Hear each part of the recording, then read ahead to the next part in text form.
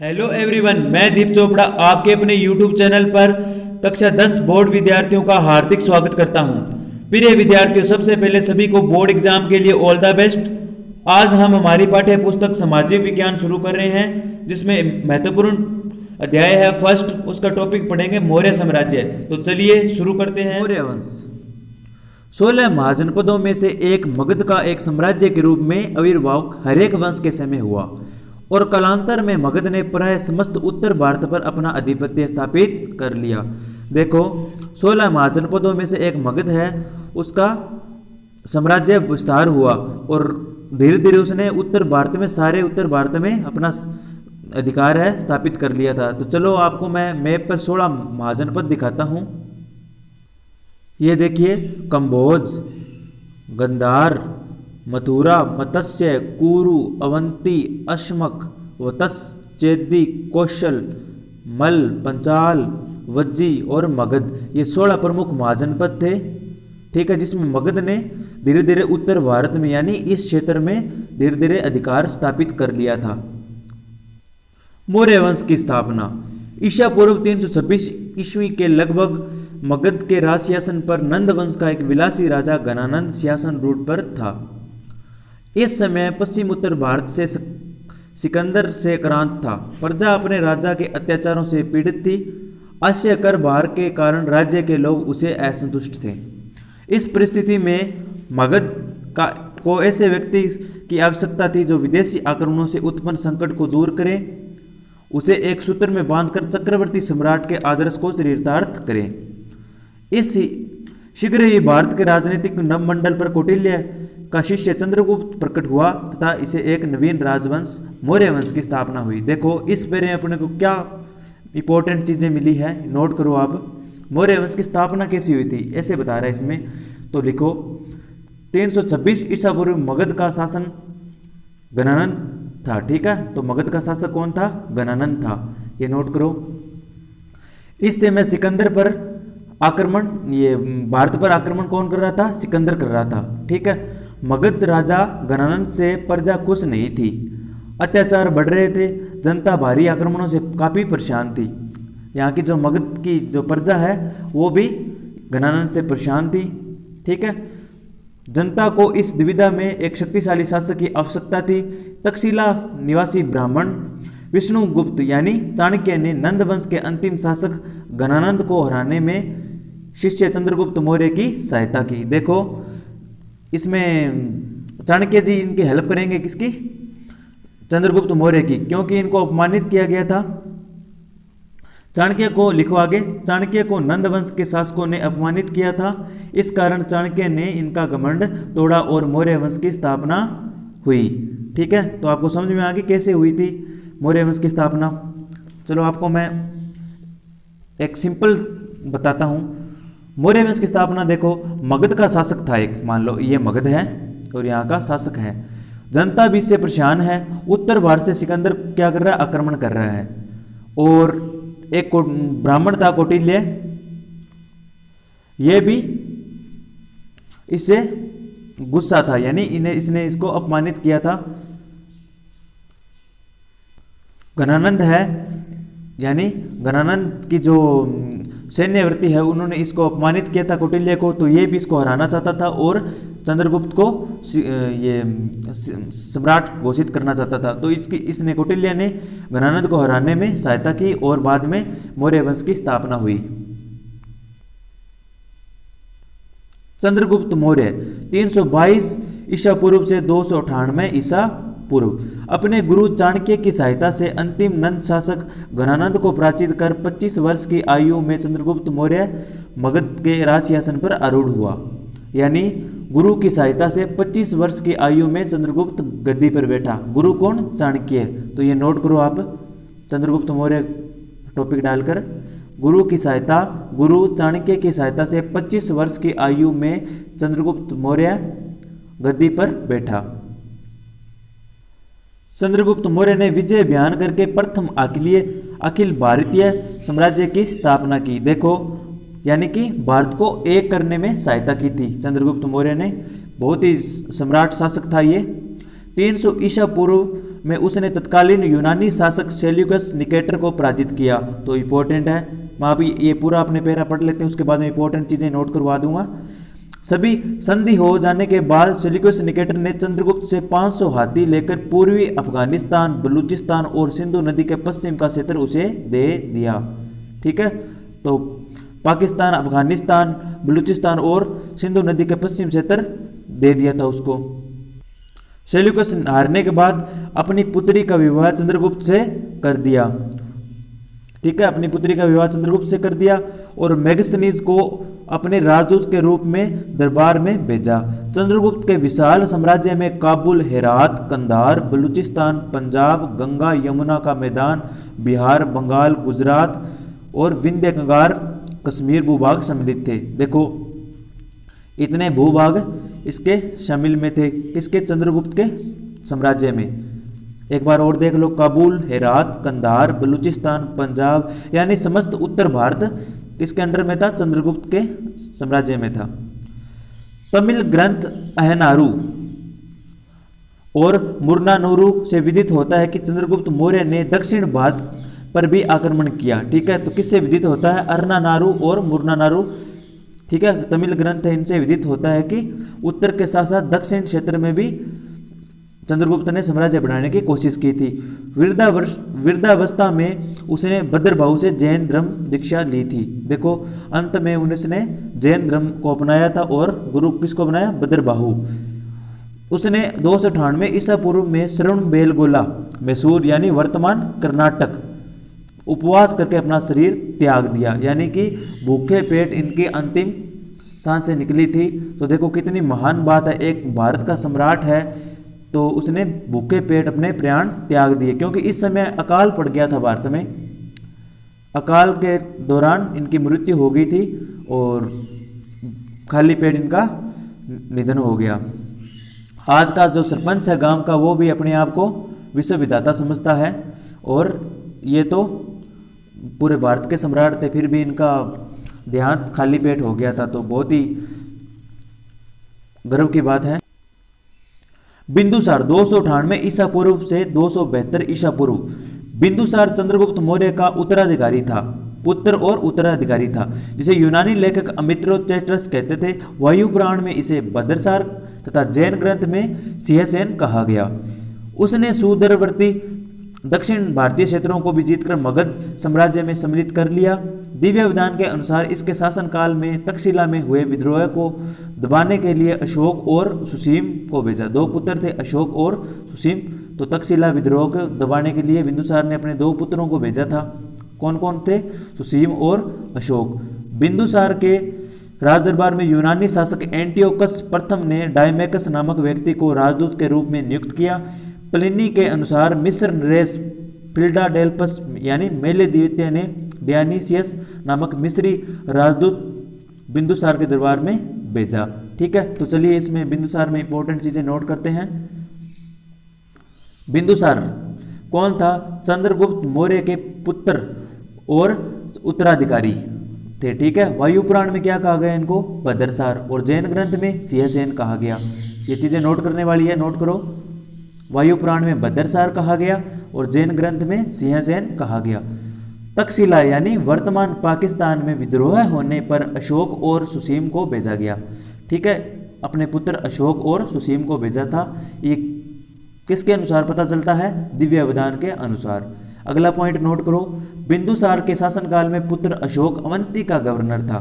ठीक है, तो बिंदुसार के शासनकाल में इसका पुत्र अशोक है, वो अवंती का गवर्नर था। तो चलिए अगला पढ़ते हैं। अशोक 273 ईसा पूर्व से लेकर 232 ईसा पूर्व। जैन अनुश्रुति के अनुसार अशोक ने बिंदुसार की इच्छा के विरुद्ध मगध के शासन पर अधिकार कर लिया। ठीक है, तो 4 साल इनका उत्तराधिकार युद्ध रहा, उसके बाद में अशोक गद्दी पर बैठा था। दक्षिण भारत से प्राप्त मास्की तथा गुजरा अभिलेखों में उसका नाम अशोक मिलता है। अभिलेखों में अशोक देवानापिय तथा देवानापियदसी उपाधियों से विभूषित है। ठीक है, ये चीजें आपको मैं नोट करूंगा, एक बार पढ़ लो। विदिशा की राजकुमारी से अशोक का विवाह हुआ तथा उसके पुत्री संघमित्रा तथा पुत्र महेंद्र का जन्म हुआ। अशोक के अभिलेखों में उसकी रानी कारुवाकी का भी उल्लेख मिलता है। ठीक है, तो रानी कारुवाकी का आलोक में मिलता है। और पुत्र और पुत्री कौन थे? संघमित्रा और महेंद्र। किसके? अशोक के। किसका पुत्र था? बिंदुसार का। बिंदुसार किसका पुत्र था? चंद्रगुप्त मौर्य का। यानी CBA ऐसे चल रहा है, चंद्रगुप्त मौर्य, बिंदुसार और अशोक। ABC, चंद्रगुप्त मौर्य, बिंदुसार और अशोक। अब अपने बात कर रहे हैं अशोक की। किसका पुत्र है? बिंदुसार का। और बिंदुसार किसका पुत्र है? चंद्रगुप्त मौर्य का। चलिए आगे पढ़ते हैं। राज्याभिषेक के 7 वर्ष बाद अशोक ने कश्मीर तथा खोतान के अनेक क्षेत्रों को अपने साम्राज्य में मिलाया। उसके समय मौर्य साम्राज्य में तमिल प्रदेश के अतिरिक्त समूचा भारत और अफगानिस्तान का काफी बड़ा भाग शामिल था। राज्याभिषेक के 8वें वर्ष यानी 261 ईसा पूर्व में अशोक ने कलिंग पर आक्रमण किया। कलिंग यानी वर्तमान उड़ीसा पर आक्रमण किया, जिसमें 1 लाख लोग मारे गए। कितने लोग मारे गए? 1 लाख लोग मारे गए। कौन कर रहा आक्रमण? अशोक कर रहा है। किस पर? कलिंग यानी वर्तमान उड़ीसा पर, जिसमें 1 लाख लोग मारे गए। हाथी गुम्फा अभिलेख से पता चलता है, देखो हाथी गुम्फा अभिलेख से क्या पता चलता है कि इस समय कलिंग का राजा कौन था? नंदराज था। तो ये चीज़ भी इंपॉर्टेंट है, मैं ये सब लिखा दूंगा आपको। इस व्यापक नयनसंहार में अशोक को विचलित कर दिया, फलत इसने शस्त्र त्याग की घोषणा कर दी। यानी कि इस युद्ध ने अशोक को विचलित कर दिया था और अशोक ने युद्ध त्याग दिया था। लास्ट इसका कलिंग युद्ध ही था, फलत उसने शस्त्र त्याग की घोषणा कर दी। मगध साम्राज्य के अंतर्गत कलिंग की राजधानी धौली या तोसाली बनाई गई। श्रमण, निग्रो तथा उपगुप्त के प्रभाव में आकर अशोक ने बौद्ध धर्म में दीक्षित हो गया। उसने भेरी घोष के स्थान पर धम्म घोष अपना लिया। भेरी घोष का मतलब है लड़ाई, यानी युद्ध के स्थान पर शांति को अपना लिया था।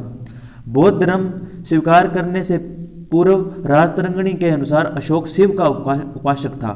ठीक है, अपने नोट्स में इसको लिखेंगे, बाद में लिखेंगे। बाद में वह गुरु मोगली पुत्र तिस के प्रभाव में आ गया।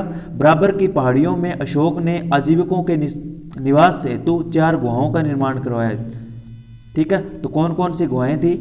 किसके लिए? आजीविकों के लिए। किसने करवाई? अशोक ने। सुदामा, चपार, विषभ झोपड़ी और करण। उसने राज्य अभिषेक के 10वें वर्ष में बोध गया तथा 20वें वर्ष में लुम्बिनी कपिलवस्तु, जहाँ बौद्ध जी का जन्म हुआ था, वहाँ पर धम्म यात्रा की। रुमनदई अभिलेख से विदित होता है कि वहाँ भूमिकर 1/6 से घटाकर 1/8 कर दी गई थी। देखो अशोक ने भूमिकर भी कम कर दिया था। अशोक के शिलालेख में चोल, चेर, पांड्य और केरल के सीमावर्ती स्वतंत्र राज्य बताए गए। राज्याभिषेक से संबंधित लघु शिलालेख में अशोक ने स्वयं को बुद्ध शाक्य कहा। तो चलिए अशोक के नोट्स बनाते हैं अपने।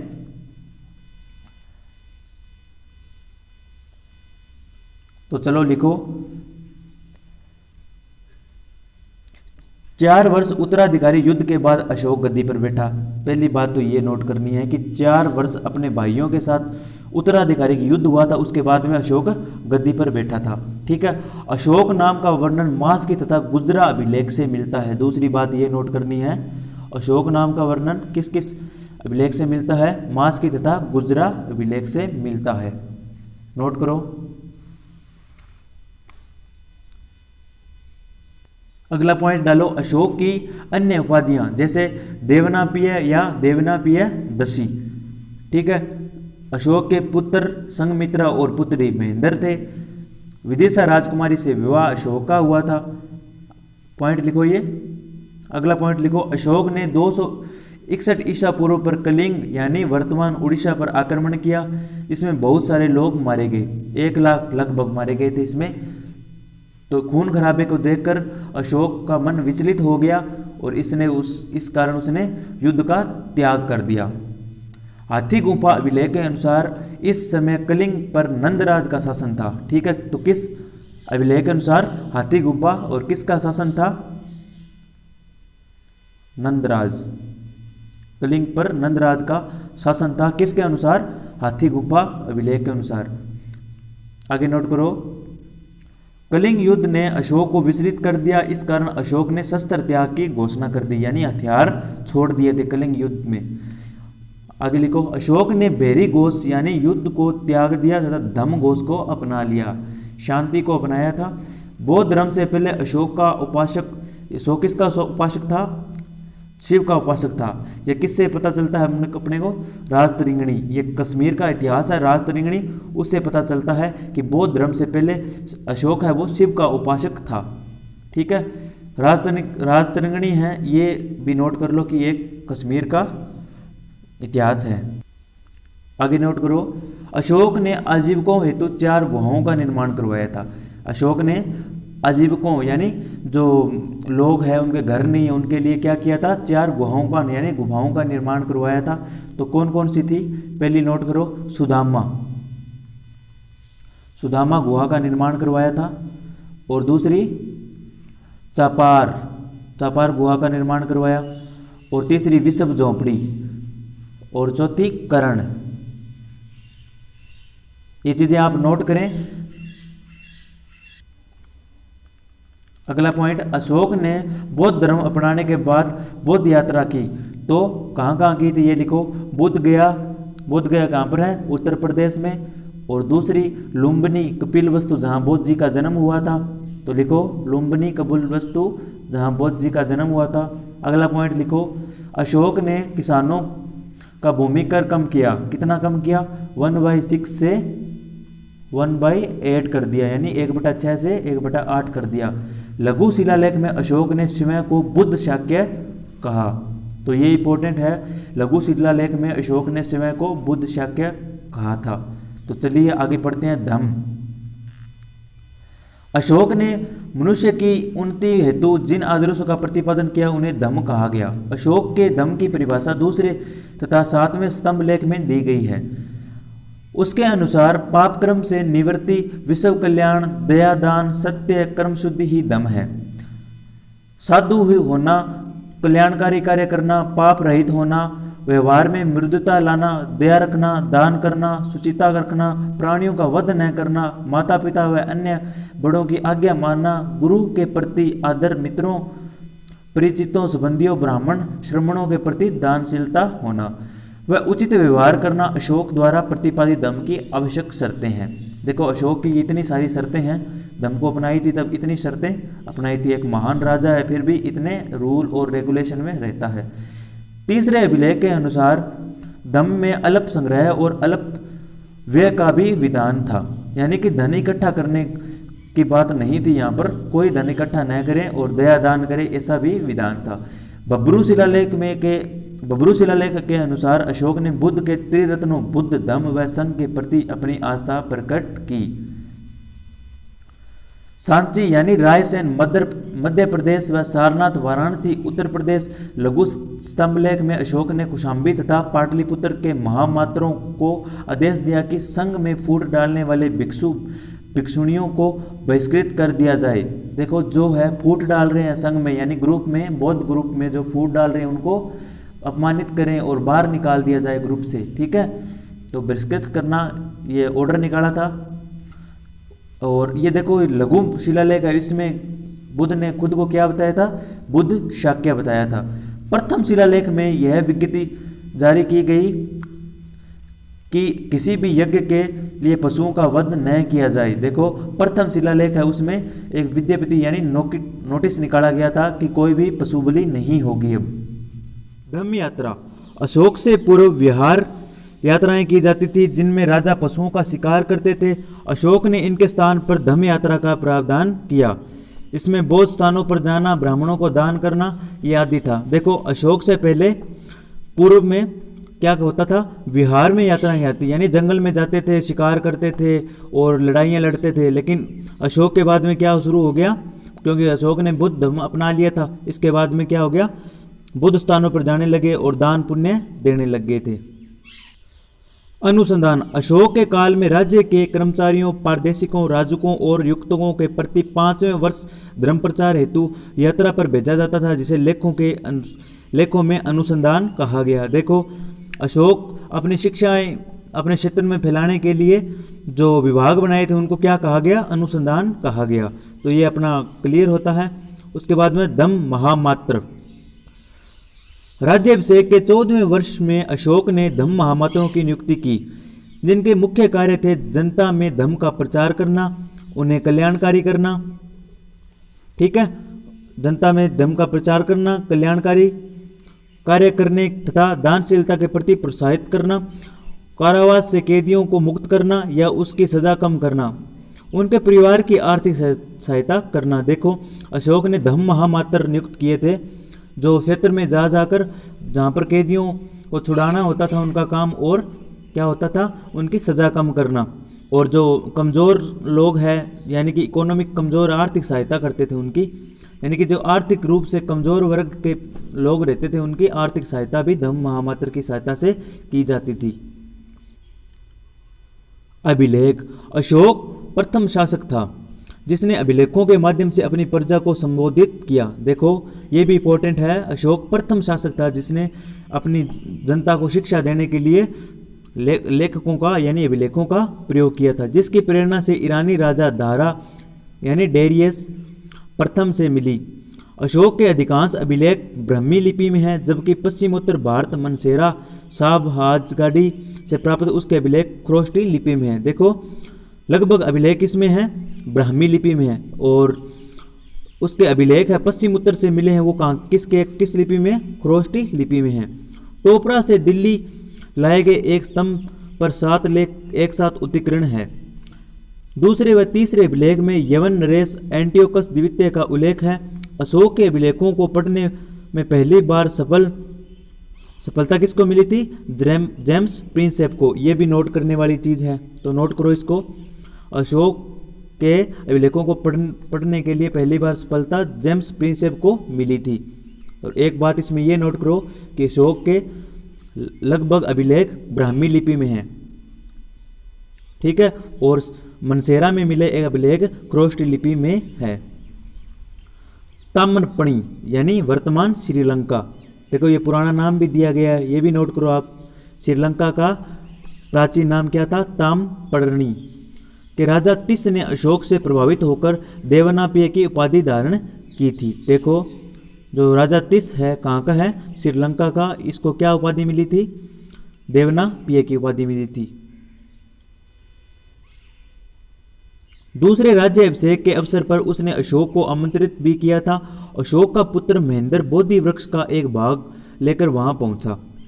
यहां से श्रीलंका में बौद्ध धर्म का पदार्पण माना गया। देखो, अशोक का पुत्र था महेंद्र, उसने क्या किया था, बोधि वृक्ष लेकर कहां पर पहुंच गया था, ताम्रपर्णी यानी श्रीलंका में। ठीक है, तो यहीं से श्रीलंका में बौद्ध धर्म की शुरुआत मानी जाती है। 40 वर्ष शासन करने के बाद 332 ईसा पूर्व में अशोक की मृत्यु हो गई। देखो, अशोक ने 40 वर्ष शासन किया, उसमें बौद्ध धर्म भी अपनाया और युद्ध भी त्याग दिया था। ठीक है, तो सारी चीज़ें आपको मैंने पीछे नोट करवा दी है। तो चलिए आगे बढ़ते हैं। उत्तराधिकारी तथा मौर्य साम्राज्य का पतन। अशोक के बाद अगले 50 वर्ष तक उसके कमजोर उत्तराधिकारियों का शासन रहा। अशोक के बाद कुणाल राजा बना, जिसे दिव्य विधान में धर्म विवर्धन कहा गया। क्या कहा गया, धर्म विवर्धन। किस में कहा गया, दिव्य विधान में। राजतरंगिणी के अनुसार उस समय जलोग कश्मीर का शासक था। तारानाथ के अनुसार उसका अशोक का पुत्र वीरसेन गंधार का स्वतंत्र शासक बन गया था। तो राजतरंगिणी क्या है, ये कश्मीर का इतिहास है। तो इसके अनुसार क्या माना जाता है कि वीरसेन गंधार का स्वतंत्र शासक बन गया था। कुणाल के अंधा होने के कारण मगध का प्रशासन उसके पुत्र संप्रति के हाथ में आ गया। कुणाल के पुत्र दशरथ ने भी मगध पर शासन किया। उसके नागार्जुनी गुफाएं आजीविकों में दान की थी। तो किसने दान की थी, दशरथ ने गुफाएं दान की थी। वृहद अंतिम शासक था मौर्य वंश का। ठीक है, उसके ब्राह्मण मंत्री कौन था, पुष्यमित्र शुंग ने उसकी मृत्यु कर दी थी, यानी कि उसको मार दिया था और शुंग वंश की स्थापना हो गई थी। मौर्य प्रशासन। मौर्य काल में भारत ने पहली बार केंद्रीकृत शासन की व्यवस्था स्थापित की थी। सत्ता का केंद्रीकरण राजा में होते हुए भी वह निरंकुश नहीं होता था। कौटिल्य ने राज्य के 7 अंग निर्दिष्ट किए, राजा, अमात्य, जनपद, दुर्ग, कोष, सेना और मित्र। देखो, कौटिल्य द्वारा 7 अंग बनाए गए थे केंद्र की सत्ता चलाने के लिए। तो क्या क्या थे, राजा, अमात्य, जनपद, दुर्ग, कोष, सेना और मित्र। राजा द्वारा मुख्यमंत्री व पुरोहित की नियुक्ति उनके चरित्र की भलीभांति जांच होने के बाद की जाती थी। इस प्रक्रिया को उपदा परीक्षण कहा गया। ठीक है, तो उपदा परीक्षण यानी कि टेस्ट, जैसे आपने अभी किसी को मान लो कि आरएस बनना है तो उसको क्या होगा, पहले उसका प्री टेस्ट होगा, फिर मेन टेस्ट होगा, इंटरव्यू हो गए। उसी प्रकार इसमें मौर्य प्रशासन में भी ये मुख्यमंत्री को चुनने के लिए या फिर किसी भी पद को चुनने के लिए एक परीक्षण होता था, उसको क्या कहा जाता था, उपदा परीक्षण कहा जाता था। ये लोग भी मंत्रिमंडल के अंतरंग के सदस्य थे। मंत्रिमंडल के अतिरिक्त परीक्षा मंत्रण भी होता था, जो एक तरह से मंत्री परिषद ही था। ठीक है, तो चलिए आगे पढ़ते हैं। केंद्रीय प्रशासन। अर्थशास्त्र में 18 विभागों का उल्लेख है जिन्हें तीर्थ कहा गया है। ठीक है, ये कोई तीर्थ वो नहीं है घूमने के लिए, कोई धार्मिक स्थलों पर घूमते हैं। तीर्थ का मतलब है यहाँ विभाग, यानी कि केंद्र सरकार चलाने के लिए जो विभाग थे तो कितने थे, 18 थे। तीर्थ के अध्यक्ष को महामात्र कहा गया। सर्वाधिक महत्वपूर्ण तीर्थ थे मंत्री, पुरोहित, सेनापति और युवराज, ये मुख्य पद थे। समाहर्ता, तो क्या है समाहर्ता, पढ़ते हैं। इसका कार्य राजस्व एकत्रित करना, आय का ब्यौरा रखना तथा वार्षिक बजट तैयार करना, यानी कि वित्त मंत्री की तरह ये काम करता था। एक बार और देखो, समाहर्ता इंपॉर्टेंट है, डायरेक्ट क्वेश्चन 1 नंबर में पूछे जाते हैं। समाहर्ता क्या है, तो राजस्व एकत्रित करना यानी कि धन इकट्ठा करना और वार्षिक बजट तैयार करना, इसका काम था समाहर्ता का। सानिदाता यानी कोषाध्यक्ष, साम्राज्य के विभिन्न भागों में कोष गृह और अन्नगृह बनवाना। देखो सानिदाता का प्रमुख कार्य क्या था, कोष गृह और अन्नगृह बनवाना। अर्थशास्त्र में 26 विभागों का उल्लेख है, जैसे कोषाध्यक्ष, शीताध्यक्ष, पणाध्यक्ष, सूत्राध्यक्ष, लुणाध्यक्ष, ठीक है, विविताध्यक्ष, लक्षणाध्यक्ष और मुद्राध्यक्ष, आटविक, ऐसी ये पद थे इनके। तो इनमें से इंपॉर्टेंट है, पूछे जाते हैं लक्षणाध्यक्ष, विविताध्यक्ष और ये बंधनागाराध्यक्ष। तो चलिए इनका काम क्या था, देखो शीताध्यक्ष का काम था कृषि विभाग का ध्यान रखना, और पण्याध्यक्ष व्यापार विभाग था इसके हाथ में, सूत्राध्यक्ष कताई बुनाई, लूणाध्यक्ष बुच्चड़खाना, तो ऐसे ये इनके अंडर में आते थे। प्रांतीय प्रशासन, तो चलिए आपको मैं मैप में पहले मौर्य साम्राज्य भारत में क्षेत्र दिखाता हूँ, कितना क्षेत्र था, हो गया था लास्ट में। ये देखो मौर्य वंश लगभग अंत में लगभग पूरे भारत में इसका शासन हो गया था, और पश्चिम क्षेत्र है जैसे पाकिस्तान वगैरह, यहाँ पर भी इनका शासन हो गया था। ठीक है, तो चलिए शुरू करते हैं आगे। और प्रांतीय प्रशासन, अशोक के समय मगध साम्राज्य के 5 प्रांतों का उल्लेख मिलता है। उत्तरापथ यानी तक्षशिला, अवंती राष्ट्र उज्जैनी, कलिंग यानी तोसली, दक्षिणापथ यानी सुवर्णगिरी मध्य प्रदेश। पाटलिपुत्र प्रांतों का शासन राजवंशीय कुमार या आर्यपुत्र नामक पदाधिकारियों द्वारा होता था। प्रांत विषयों में विभक्त थे जो विषय पतियों के अधीन होते थे। जिले का प्रशासनिक अधिकारी स्थानिक होता था जो समाहर्ता के अधीन था। प्रशासन की सबसे छोटी इकाई का मुखिया गोप था जो 10 गांवों का प्रशासन संभालता था। समाहर्ता के अधीन प्रदेष्टि नामक अधिकारी भी होता था जो स्थानिक गोप या ग्राम अधिकारियों के कार्य की जांच करता था। तो इसमें इंपॉर्टेंट यह है कि गोप किसे कहते हैं, तो जो मुखिया होता था, प्रशासन की सबसे छोटी इकाई थी, उसका मुखिया को क्या कहता था, गोप कहा जाता था। तो ये नोट करने वाली चीज है।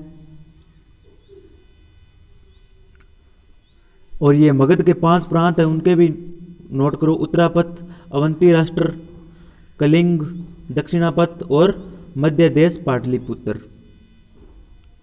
ठीक है, ये देखो 500 मैप पे देखो, तक्षशिला यानी वर्तमान पाकिस्तान में, उज्जैन एमपी में, सुवर्णगिरी आंध्र प्रदेश में, और ये तोशाली उड़ीसा में, और पाटलिपुत्र यानी वर्तमान पटना। तो ये 5 मुख्य प्रशासन थे। और इन क्योंकि यहाँ पर मगध में राजा बैठता है तो ये बहुत लंबा था, और उस समय इतने मान लो कि साधन भी नहीं थे कि कोई इमरजेंसी में राजा को इधर उधर जाना होता था, तो ये ऐसा संभव नहीं था। तो हर क्षेत्र में एक बड़ा पद बनाया गया था और उस मौर्य साम्राज्य की जो ये प्रशासन व्यवस्था उसको चलाया जाता था। नगर शासन, मैग्स्थनीज के अनुसार नगर का शासन प्रबंध 30 सदस्यों का एक मंडल करता था जो छह समितियों में विभक्त था। प्रथम समिति कौन सी थी? देखो, उद्योग शिल्पों का निरीक्षण। द्वितीय समिति थी विदेश की देखरेख करना, ठीक है, यानी विदेशियों की देखरेख करना।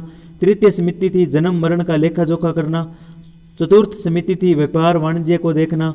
पांचवी समिति थी निर्मित वस्तुओं के क्रय विक्रय का निरीक्षण करना एवं छठी समिति थी विक्रय मूल्य का 10वां भाग बिक्री कर के रूप में वसूलना।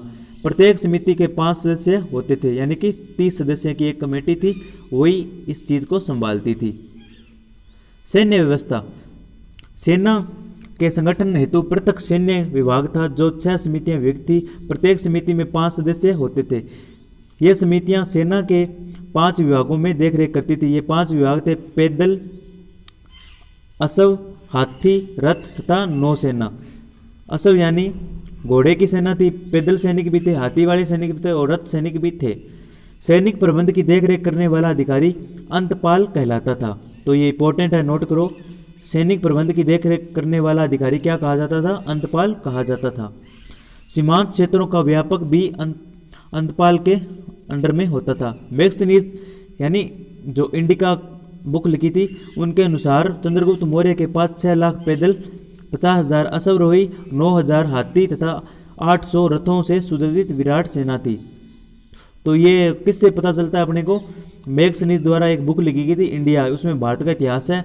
उसमें यह पता चलता है कि चंद्रगुप्त मौर्य उसके पास 6 लाख पैदल सैनिक थे, ठीक है, और 50,000 घोड़े वाली सेना थी और 9,000 हाथी और 800 रथों से सेना तैनात थी। न्याय व्यवस्था।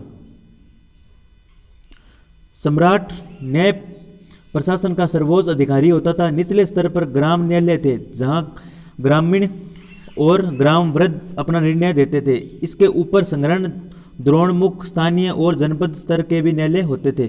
सबसे ऊपर पाटलिपुत्र का केंद्रीय न्यायालय था। ग्राम संघ और राजा न्यायालय के अतिरिक्त अन्य सभी न्यायालय 2 प्रकार के थे। देखो, सबसे ऊपर यानी कि सुप्रीम कोर्ट कहाँ था? पाटलिपुत्र में था, और उसमें बाद में क्षेत्रों में छोटे छोटे न्यायालय भी बनाए गए थे। और इसमें लास्ट अंतिम निर्णय किसका होता था इस न्याय व्यवस्था में? तो सम्राट का होता था। धर्मस्थनीय। इन न्यायालयों में निर्णय का कार्य धर्मशास्त्र में निपुण धर्मशास्त्र व्यवहारिक और 3 अमात्य करते थे। धर्मास्थ्य एक प्रकार की दीवानी अदालत होती थी। चोरी, डाके व लूट के मामले जिन्हें साहस कहा गया। क्या कहा गया? साहस। कुवचन, मानहानि, मारपीट के मामले धर्मस्थलीय न्यायालय में ही लाए जाते थे, जिन्हें वाक पारुष्य या दंड पारुष्य कहा जाता था। तो इसमें क्या क्या चीजें मिली है अपने को? धर्मस्थलीय एक प्रकार की दीवानी अदालत होती थी। चोरी डाक वाले मामले उनको क्या कहता था? साहस कहा गया, ठीक है। और जो कुवचन यानी मानहानि वाली उनको दंड पारुष्य कहा गया। कंटक शोधन, ये फौजदारी अदालतें थी। 3 प्रादेशिक तथा 3 अमात्य मिलकर राज्य तथा व्यक्ति के मध्य विवादों का निर्णय करते थे। नगर न्यायाधीश को व्यावहारिक महामात्र तथा जनपद न्यायाधीश को राजूक कहते थे।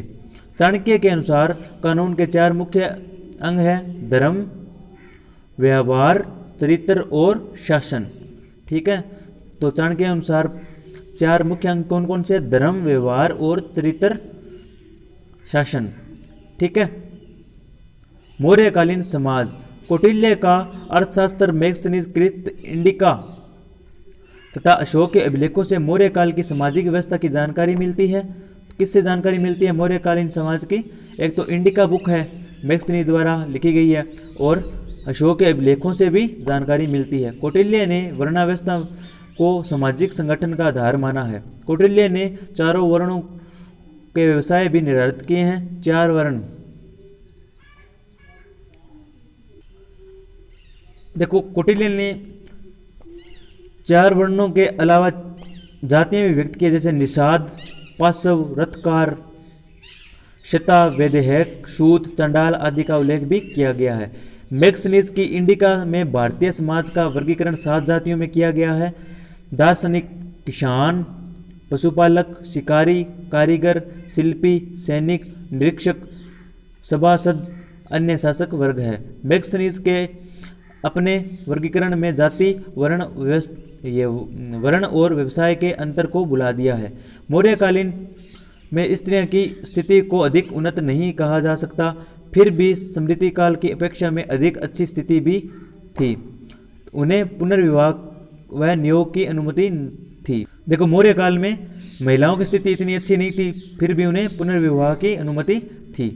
ये चित्र में आपको सांची स्तूप दिखाया गया है जो मध्य प्रदेश में है, और ये अशोक स्तंभ दिखाया गया है। इसमें 3 शेर दिखाई देते हैं सामने से और 1 शेर पीछे है, वैसे इसमें 4 शेर है।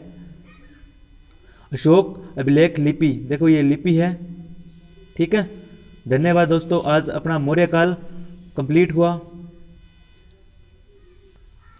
अशोक का साम्राज्य 232 तक इतना फैल गया था, देख लो इस चित्र में।